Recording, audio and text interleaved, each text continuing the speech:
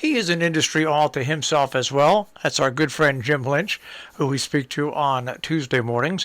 Jim is an independent voice on Wall Street, the economy, and politics, and he brings over 40 years of experience to these subjects and more. And Jim, before we get right out of the gate here, I want to warn you that next Tuesday I will not be in to work because I am on Monday going in for my first stem cell transplant on my knees.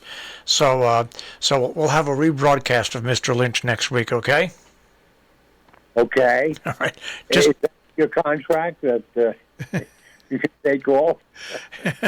Yeah, it's a great thing. I had to really negotiate hard with Jill on this one. I really did. I bet you did. She drives a hard bargain, I'll tell you right now. I know.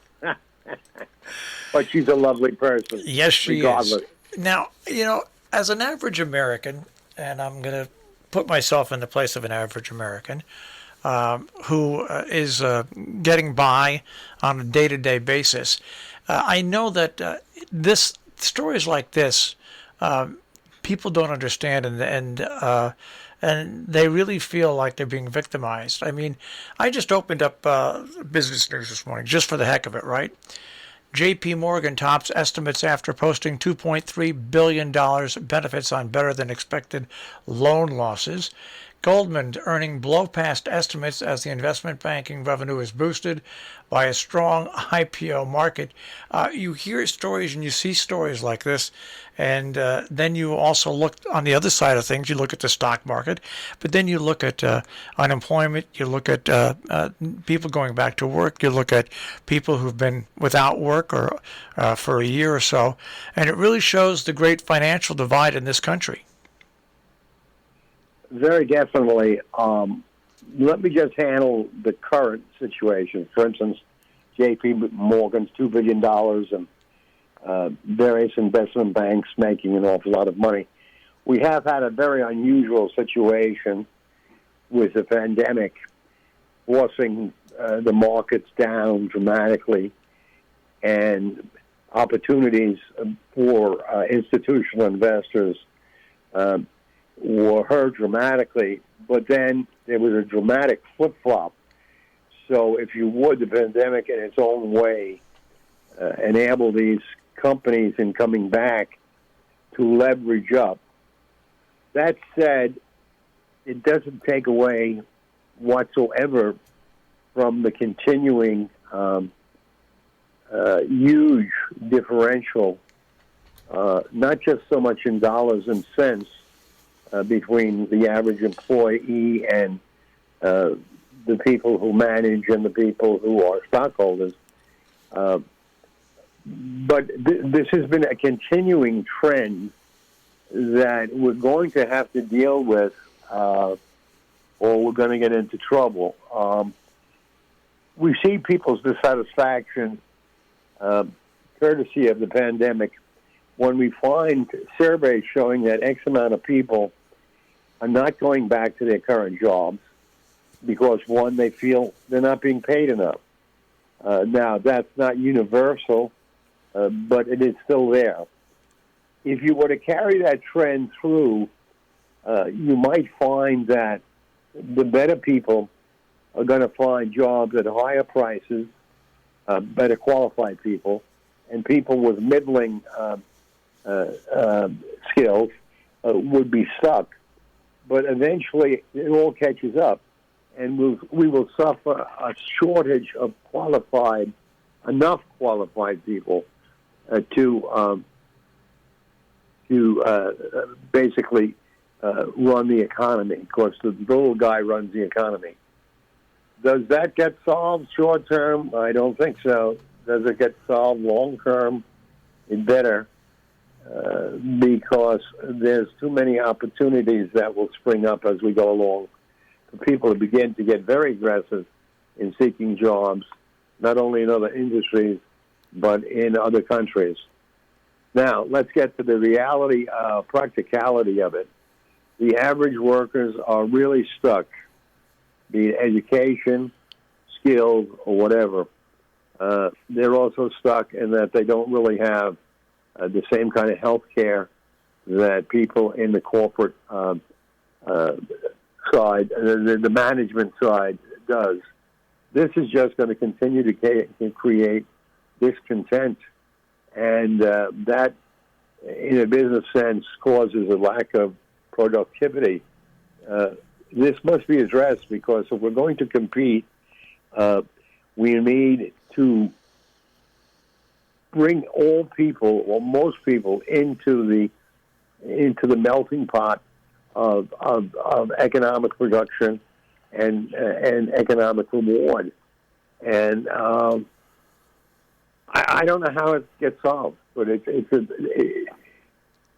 been building. There's all kinds of charts that show the disparity increasing dramatically over the last 10, 20 years, and we must handle it. Now, we're going to start taxing corporations greater. We're going to be doing things like that. We're going to be doing more for people in the healthcare area. Some of these things will moderate this distinction between the corporate elite and the regular common folk, but it's a huge problem. It's a huge problem, and we can't have people who work like crazy and get paid 50 times less than the average corporate executive. I'm not talking about the big guys. I'm talking about the guys who are in management, who are getting 50 times more than the average worker. So the discontent is real. I think someone like Joe Biden is sensitive to it. I think he has in his administration a number of people who will work on it. In terms of the average person, the way we can work on it, you can work on it, is by writing to your congressman, your senator, your representative at the state and local level, and indicate your discontent with the disparity. You can get all kinds of charts and numbers to go with your letter or email, but that's what you can do, and we're going to have to solve it. We're just going to have to solve it. Yeah. I mean, the people in other countries really do extremely well. If you take, we are the only country that doesn't say for leave for a woman leaving her job for 4 months while she's doing taking care of her child. That creates such a disparity with other countries, where most sophisticated countries, most Western countries, pay for those kinds of things. That really makes up, to a degree, a small degree, or the disparity between wages and the salary and tax and stock benefits that the corporate people, the corporate management makes. So we can do things like that. We can also do everybody have health care at no cost. That's another way to handle this. People basically making 50 times less corporate executives. There are two things right there, and they're easy to do, and they're easy to be absorbed by this economy of ours, which is $1 trillion economy, and is one of the most productive in the world. Yet in terms of our general workforce, they are behind the curve. Also, cutting taxes dramatically for the little guy, I think, is very much in order.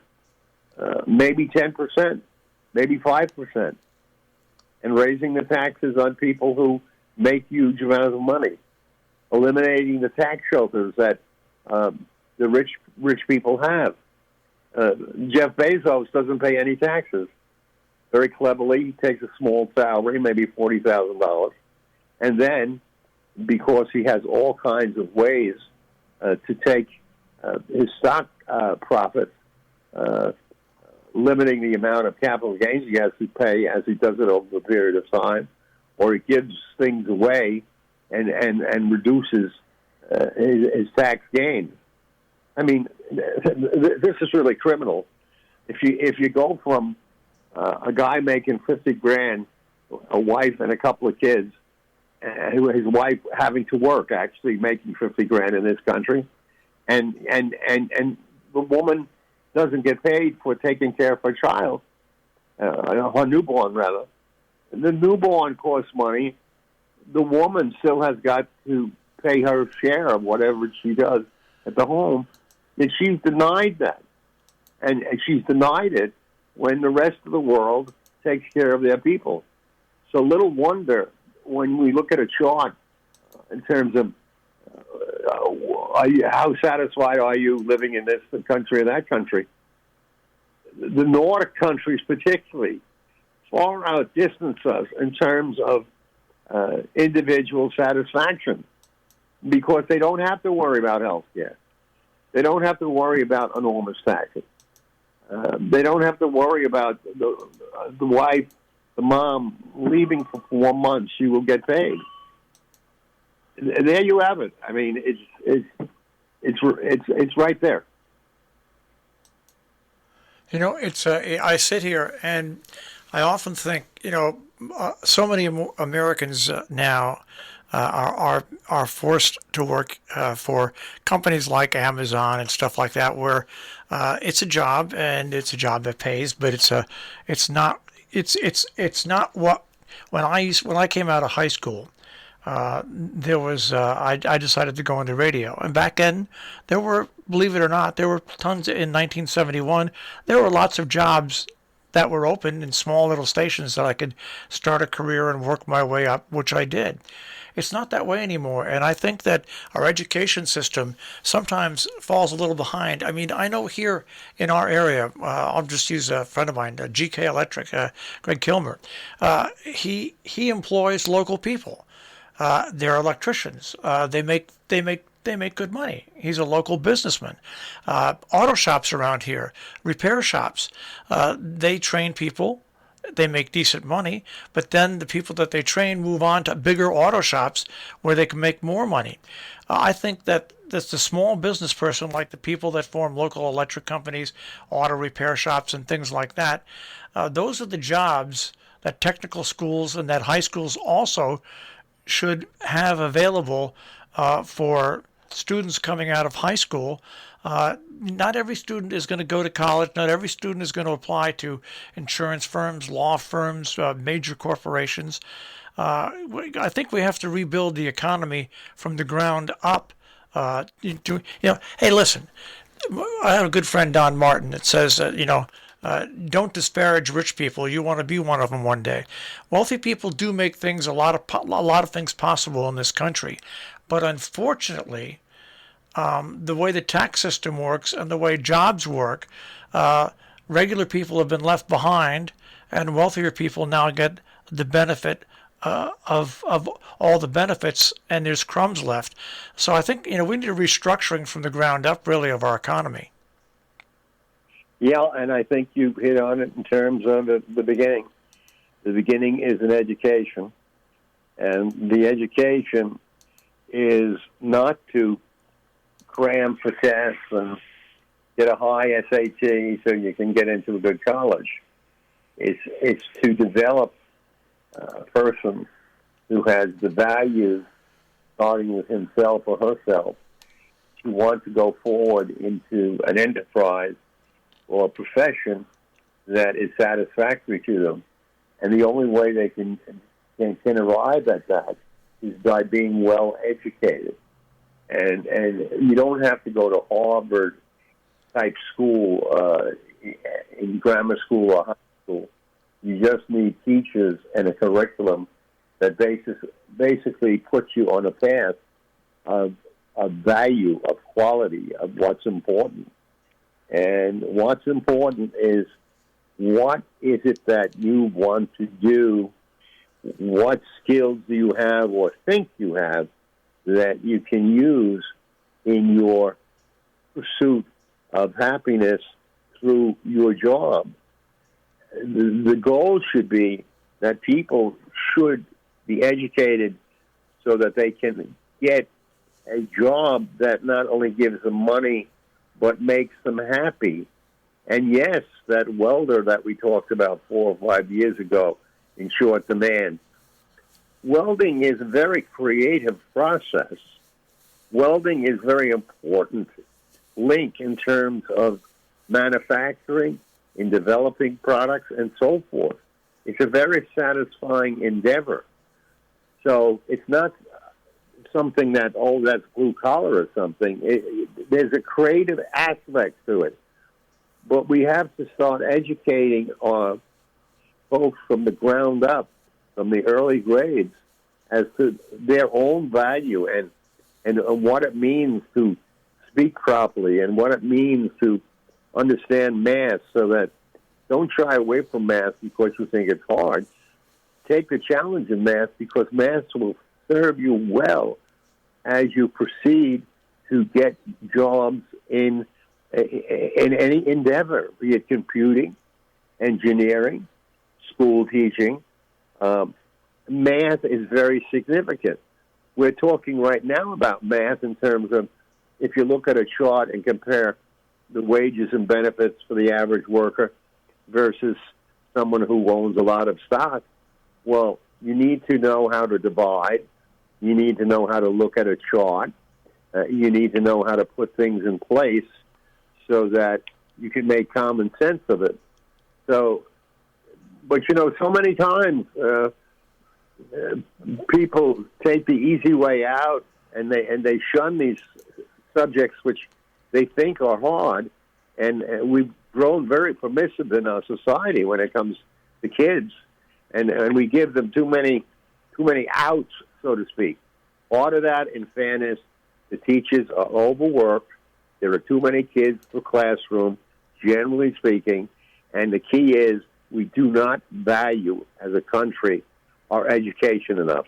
Oh, sure, we value it when they go to college and they're a scientist, this, that, or the other thing. Then all of a sudden, it's a great deal, and we have to pay attention to it. The basic schooling begins in kindergarten or the first grade, and it's a lot more than just ABC. It's self-worth, it's self-discipline, it's enjoying life, it's being physically active. All of those things are things that come along the way as a child, a young person is being educated, and we're just not with it. Just not with it. Too many times we sacrifice school budgets, be it up in your area or certainly in New York City. Cut corners so that you can balance the books and so forth. We've got to stop doing that. We should be running deficits in terms of how much we're spending on education. That's a worthwhile deficit, such as when the federal government goes into deficit for a while, when the economy is in bad shape, to help us get us out of it. So too, we've got to be spending more money than we ever had in terms of education. The thing is, the rest of the world is doing it. I mean, how do you think the Chinese? I was in China in 2000. What they've done in 20 years is incredible. I saw where they were then and how it's just incredible. But it's that tenacity. I can remember 4 or 5 years ago reading kids were going to school at night as well as during the day to get educated. Their parents were helping them. The government was helping them. And it's not socialism, as some people throw out in this country. It's just good common sense. If you're going to get something done, you got to work at it. And if you're going to have a future workforce, they have to be a workforce that's educated not only in making millions of dollars in the stock market, but doing the things normal Americans did to build this country what it is. We only have a minute left, but right now there's a construction worker shortage because of the pandemic. There's 1 million construction jobs that can be found right now. 1 million. And these construction jobs are paying good money because they need the people to work. What's going on? So it's going to be very interesting to see what happens over over the course of the next summer into the winter, Jim. And once again, your comments are always appreciated and welcomed here. Stay with that point. Infrastructure build. Get it done, hire, and we'll go forward. You got it. Okay, Jim. We'll speak to you in 2 weeks. You got it, and you go forward, big boy. I don't want you chasing the nurses, all right? I won't be. All right. Take care, Jim. Take care. All right. Right. Bye-bye. Jim Lynch and Cover Your Assets this morning here on The Breakfast Club on Robin Hood Radio. And, of course, all opinions on Cover Your Assets are those of the people that give them. Do they not represent members who work for Tri-State Public Communications, volunteer or underwrite Tri-State Public Communications, or the Bargain Barn, or CATV 6.